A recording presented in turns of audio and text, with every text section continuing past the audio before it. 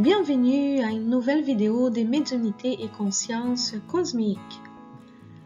La vidéo d'aujourd'hui est plus longue que d'habitude car ces informations sur le monde spirituel sont importantes et les avoir ensemble facilite leur compréhension. Alors merci de votre patience. C'est l'amour qui maintient l'harmonie dans l'univers et, ainsi comme les humains, chaque planète passe par plusieurs étapes d'évolution en direction de cette harmonie. Il y a des mondes primitifs où ont lieu les premières incarnations de l'âme humaine. Il y a des mondes d'expiation-épreuve comme les nôtres où les mâles dominent encore.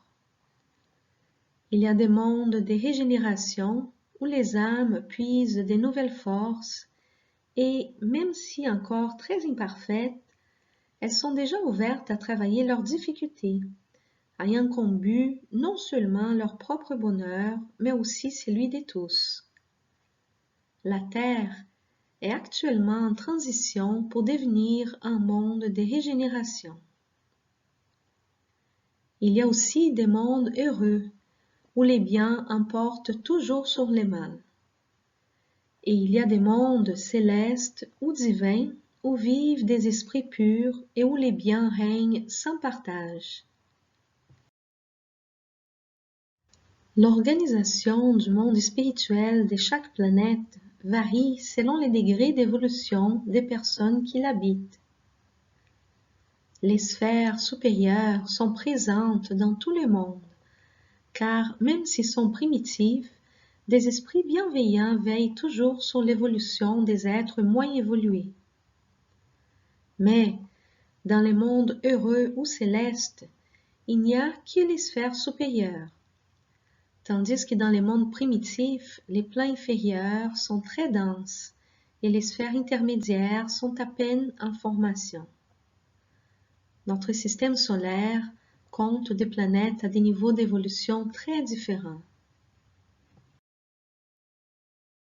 Différents plans ou sphères spirituelles se trouvent dans différentes dimensions.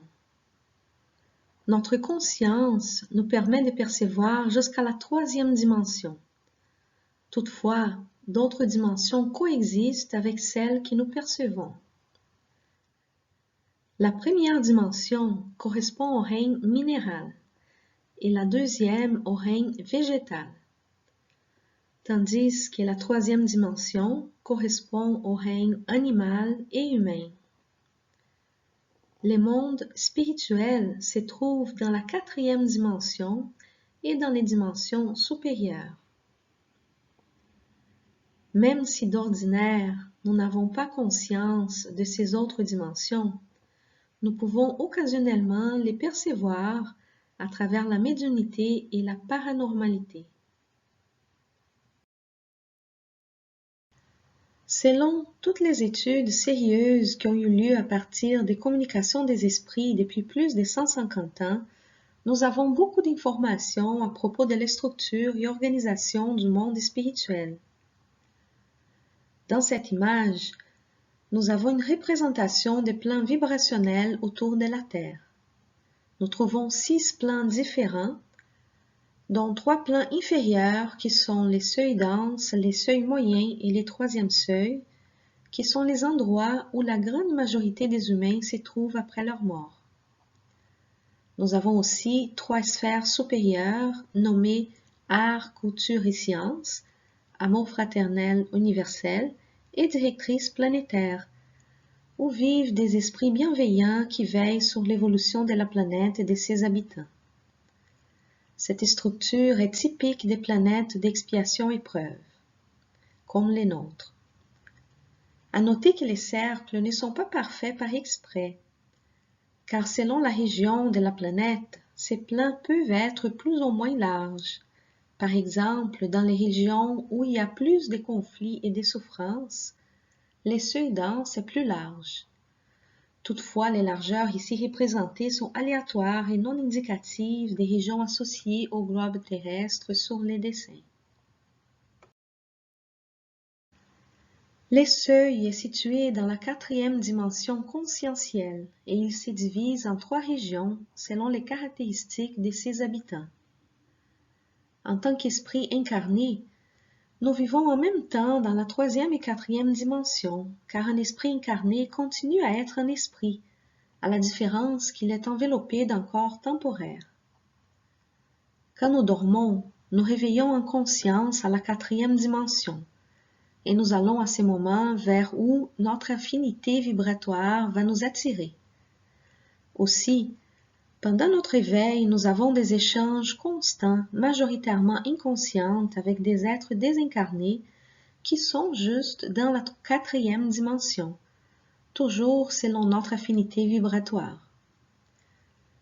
Dû à la période des transitions que nous traversons, ils sont rares les personnes actuellement incarnées qui ont une conscience leur permettant d'accéder à une dimension supérieure à la 4e dimension, même après la mort du corps, malgré que des âmes des dimensions supérieures se sont déjà incarnées à maintes reprises sur la Terre pour aider dans notre évolution. Les seuils denses est la région la plus proche de la superficie de la Terre et la plus dense, où se trouvent des esprits dédiés au mal et des esprits prisonniers de ceux-ci par leur conscience coupable ou envie du mal. Il s'apparente à ce que nous pouvons voir sur certains des tableaux de l'artiste Dante Alighieri, qui a vécu au Moyen Âge. Beaucoup d'esprits sont prisonniers d'endroits épouvantables et d'autres ont même perdu leur forme humaine. La noirceur est omniprésente et il n'y a pas de végétation ou d'eau. Les esprits qui s'y trouvent sont grandement en dette avec les biens communs dans le sens spirituel du terme et sont otages de ceux qui règnent dans ces régions. Dans les seuils denses se trouvent les sièges du gouvernement occulte de la Terre, ainsi comme la vallée des suicidés et plusieurs grottes profondes et sans lumière où on n'entend que des cris, où se trouvent des esprits obsesseurs et des esprits obsidiés, comme dans une immense prison cauchemardesque. Il y a aussi les abîmes où se trouvent les esprits qui, par le déni de conscience, ont perdu la capacité de reprendre la forme humaine, appelée ovoïde. Aussi, des laboratoires pour la création des drogues qui seront plus tard développées sur la Terre et des écoles dédiées à la vengeance. On trouve aussi dans ces endroits des tribunaux semblables à l'Inquisition du Moyen Âge, entre autres choses.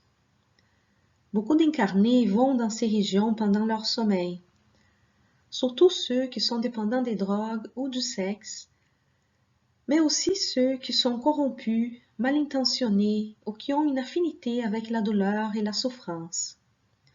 Tous souffrent un processus de vampirisation de leurs énergies vitales, qui sont ensuite utilisées pour le mal, dans des processus de manipulation et d'aliénation mentale. Leurs énergies alimentent aussi ceux qui dominent ces régions. Les esprits de lumière entrent dans ces régions seulement pour des sauvetages d'esprits qui s'ouvrent au changement ou pour démanteler des laboratoires. Mais ils ne restent pas en permanence car leur incursion dans ces zones est considérée une situation de guerre. Les seuils moyens est l'endroit où se trouvent les esprits souffrants ou inconscients prisonniers des sentiments mal résolus. À la différence du seuil dense, dans cet endroit, ils sont prisonniers d'eux-mêmes et non d'autres esprits. Il s'agit des esprits souffrants qui ne savent pas où ils sont, otages du remords, porteurs de culpabilité, enveloppés par la rage ou la haine, trop attachés à ceux qu'ils ont laissés sur terre, blessés dans leur vanité ou orgueil, qui vibrent à faible intensité et ont des pensées fixes et idées obsédantes, prisonniers de la peur, otages des processus imaginaires, trop attachés à leurs idées illusoires. Certains ne sont pas capables de sortir de cette région parce qu'ils ont une croyance tellement forte que la vie après la mort n'existe pas, qu'ils n'arrivent pas à accepter cette réalité. Et ils restent dans une espèce de sommeil jusqu'à leur prochaine incarnation. Dans cette région, il y a plusieurs postes de travail des esprits bienveillants, des bons samaritains toujours prêts à aider selon l'ouverture des esprits souffrants. Cette région, malgré qu'elle est sombre et aussi épeurante, a plus de lumière que les seuils denses, ainsi comme un peu de végétation, quelques fruits et de l'eau, malgré qu'elle est souvent sale, résultat de l'état vibratoire des esprits qui l'habitent. Il peut paraître étrange de penser que des personnes décédées puissent avoir besoin de manger ou boire, mais ceci est la réalité, selon les degrés d'attachement à la matière de chaque personne. Ils n'ont pas besoin de se nourrir pour survivre, car ils ne peuvent pas mourir à nouveau, mais ils ont faim et soif. Plusieurs groupes différents d'esprits travaillent ensemble dans ces régions, chacun aidant selon ses aptitudes et capacités, et leur aide est essentielle. Le troisième seuil est la région la plus élevée du seuil. Et malgré qu'il s'agit encore du seuil, c'est une région intermédiaire entre les seuils et les sphères supérieures. À cet endroit se trouvent ce qu'on appelle les colonies spirituelles, qui sont des villes à grandeur variable où se trouvent des maisons, des écoles, des hôpitaux, des aires de repos et de récupération, ainsi comme plusieurs unités de travail, incluant celles dédiées à aider la préparation pour la réincarnation. Dans cette région habitent les esprits déjà ouverts à l'aide et à l'examen de leur conscience, soit en récupération après leur décès ou en train de travailler pour aider les esprits souffrants, souvent en collaboration avec des incarnés qui travaillent pour les biens pendant leur sommeil. Certaines colonies sont plus élevées que d'autres, selon la vibration des esprits qui s'y trouvent. C'est dans les colonies spirituelles qui commence la construction de ce que nous irons ensuite matérialiser dans notre prochaine vie, la famille, les études, la vocation, la mission, etc. Il n'y a pas dans ces endroits un système financier. Tous travaillent pour le bien de tous selon leurs capacités. Aussi, selon leur degré de conscience, dévouement et responsabilité, ils reçoivent des bénéfices qui sont liés au mérite, par exemple la possibilité de visiter leur famille qui est encore incarnée. Certaines colonies sont liées à des villes spécifiques sur la Terre. D'autres sont plutôt liées à certaines régions qui comprennent plusieurs villes. Ceux qui travaillent aident aussi les incarnés, par exemple en les accompagnant lorsqu'il y a un décès et en transmettant des informations à propos du monde spirituel, comme celle de ces vidéos, à travers des communications orales ou écrites.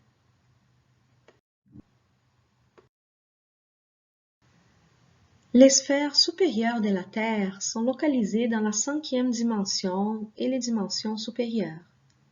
Ce sont des régions de grand bonheur où se trouvent des esprits en position morale élevée, avec couture et bonté immenses. Ce sont les bienfaiteurs de l'humanité, dont certains ne réincarnent qu'en mission spéciale. Elles se divisent en 3 niveaux, un supérieur à l'autre. Art, couture et science est la sphère la plus proche du 3e seuil et se situe dans la 5e dimension. Cette région est dédiée au domaine des sciences, de la couture et de la beauté, et ceux qui y habitent planifient l'évolution de l'humanité à travers ces domaines.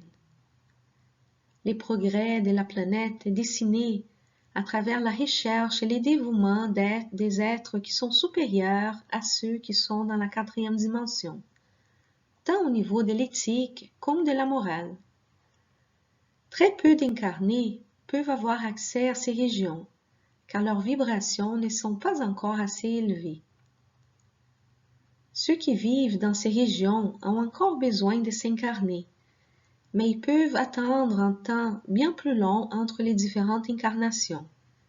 Et ils sont normalement plus conscients lorsqu'incarnés, sachant que la mort est nécessaire et se préparant avec sérénité et paix pour celle-ci, en suivant les rythmes de la nature.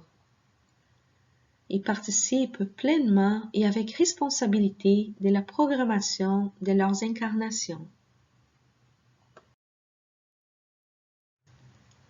Amour fraternel universel est les sphères suivantes, localisées dans la 6e dimension conscientielle. Ceux qui y vivent sont dédiés à la fraternité et capables de l'amour inconditionnel. Ce sont des esprits qui n'ont plus de karma. Ils n'ont plus alors besoin de réincarner.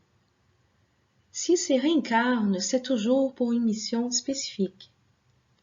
Ce sont alors des esprits missionnaires qui vivent dans l'amour absolu. Dans cette région vivent les maîtres ascensionnés et les tuteurs karmiques, qui sont les anges gardiens de l'humanité incarnée. Ils ont la responsabilité de décider à propos des réincarnations de l'humanité et de planifier les liens entre les groupes familiaux, qui sont aussi appelés les groupes karma. Ils peuvent aussi, au besoin, changer les plans de vie des incarnés. Ces plans sont les sièges de l'amour. Directrice planétaire est la sphère la plus élevée, qui se situe dans la 7e dimension conscientielle et les dimensions supérieures à celle-ci. Cette région est responsable de l'administration et organisation de la Terre, et c'est l'endroit où habitent les préposés de Jésus et autres maîtres qui sont venus sur Terre, car ils travaillent tous ensemble. Les divisions qui existent à ces sujets sont présentes seulement dans la 3e dimension. Là-bas vivent des esprits angéliques qui sont les directeurs de la planète et des relations de la Terre avec d'autres mondes. Ils sont responsables pour tout ce qui se passe sur la planète Terre et ils guident l'humanité terrestre pour qu'elle puisse passer par les expériences nécessaires à son éveil et évolution et pour qu'elle se libère de l'illusion qui couvre ses yeux. Ce sont eux qui représentent notre planète lorsqu'il y a des conseils cosmiques où le destin de la Terre est discuté. Pour avoir une idée de son étendue dans l'espace, lorsque la planète Mars est le plus proche de la Terre dans son orbite, cette région touche les directrices planétaires de la planète Mars, ce qui permet des échanges entre les deux planètes au niveau des possibilités d'incarnation, toujours selon les besoins et possibilités des individus concernés. Le plan spirituel de la Terre est en changement, car lorsque nous serons une planète de régénération, notre planète n'aura plus de seuils denses. C'est à cause de ceci que nous voyons tant de mal sur la Terre présentement, car d'un côté, il y a plusieurs esprits qui ont eu une incarnation forcée, puisque c'est leur dernière opportunité de changer de voie pour accompagner l'évolution de la planète. Et de l'autre côté, ceux qui sont voués au mal dans les seuils denses savent qu'ils ne pourront plus rester ici et font tout leur possible pour essayer d'éviter la transformation de la Terre. Mais ceci est inévitable, et ce n'est pas seulement la Terre qui est en train de se transformer, mais tout notre système solaire. Nous avons tous un rôle à jouer dans la transformation de la Terre, car plus vite nous transformons nous-mêmes, plus vite et plus douce sera sa transition pour devenir une planète de régénération. Il est très important que chacun veille à avoir des actions constructives et pacifiques, toujours dans l'esprit de l'harmonie et de la fraternité. Nous devons aussi surmonter nos sentiments de peur, de haine et de tout ce qui est contraire à l'amour, pour arrêter d'alimenter ceux qui sont dans les seuils denses. Il ne dépend que de nous d'accélérer cette transition, qui arrivera lorsqu'un nombre suffisant de personnes seront éveillées et connectées à la paix et à la fraternité entre tous. Notre choix individuel, selon nos pensées, sentiments et actions, est aussi ce qui va déterminer si nous serons capables d'accompagner l'évolution de la Terre et continuer à réincarner ici, ou si nous devrons partir à une autre planète d'expiation épreuve, ou encore, pour ceux qui pratiquent les mal, à une planète primitive.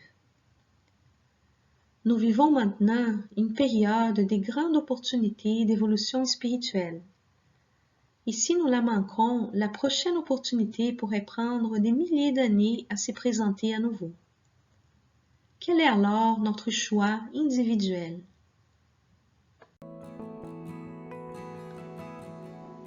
Merci d'avoir visionné cette vidéo. Si vous l'avez aimée, n'oubliez pas de vous abonner à la chaîne et de cliquer sur like pour aider à sa divulgation sur YouTube. Aussi, si vous avez des questions ou commentaires, s'il vous plaît les écrire ici-bas. Ceci va m'aider dans la préparation des prochaines vidéos. À bientôt!